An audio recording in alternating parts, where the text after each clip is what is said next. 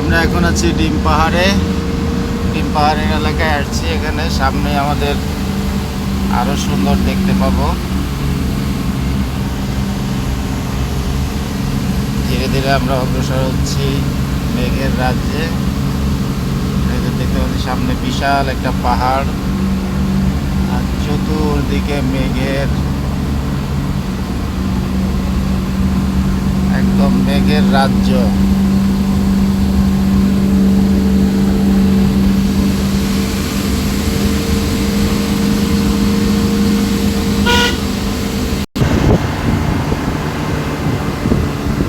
এটা আমার ভাবতেই অবাক লাগে যে এটা আমাদের বাংলাদেশ, এত সুন্দর।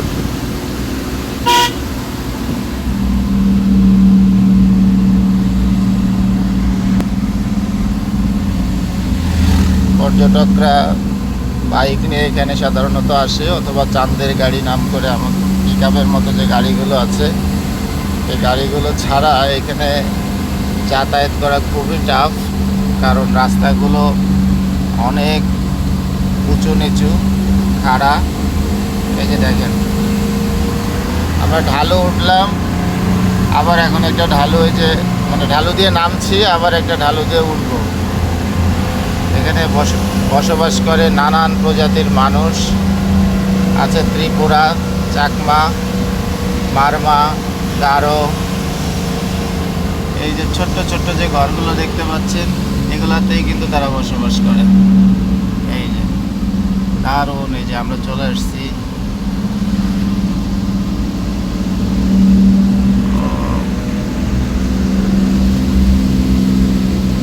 সুন্দর।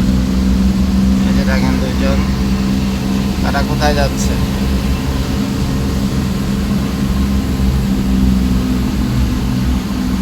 এটা আমাদের ক্যাম্প। এই যে আমাদের ক্যাম্পে চলে আসছি, আমাদের ক্যাম্প দেখা যাচ্ছে এখান থেকে। অবশ্য আবার চলে গেছে।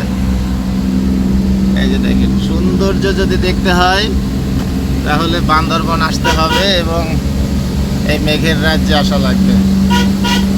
এটা হচ্ছে প্রকৃত সৌন্দর্য। দারুণ। এটা কিন্তু ভয়ানক খাড়া পাহাড়।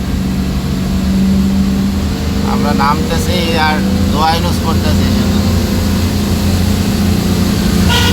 সব থেকে ভালো হচ্ছে বাইকে করে আসা, একজন বা দুইজন,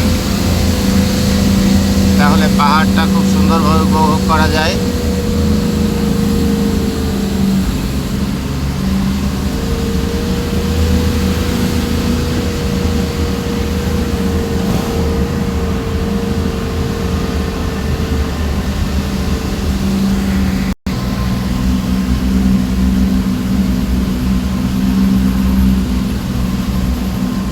লক্ষ লক্ষ টাকা খরচ করে দেশের বাইরে মানুষ ঘুরতে যায়, অথচ বাংলাদেশটা সুন্দরভাবে দেখবে না।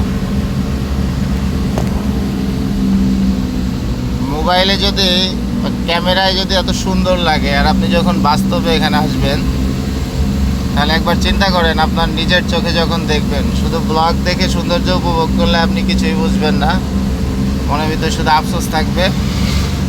এরকম অথেন্টিক সৌন্দর্য রিয়েল নিজের চোখে দেখতে হলে আসতে হবে। এই যে দেখেন, এই যে উপজাতিরা এখানে কলা বিক্রি করতেছে। এই যে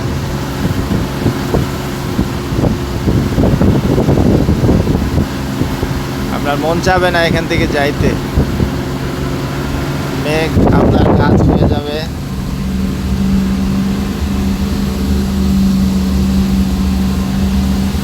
যতই সামনে যাচ্ছি ততই আরো বেশি সৌন্দর্য উপভোগ করার মতো পরিবেশ সামনে এসে পড়তেছে। পাহাড়ের কোল ঘেঁষে কলা বাগান, এখানে যারা বসে। তারপরে এখানে এই পাহাড় দিয়ে কিন্তু অনেক ধরনের সবজি চাষও হয়। এই যে এখানে কুমড়োর চাষ হয়েছে, মিষ্টি কুমড়ার চাষ।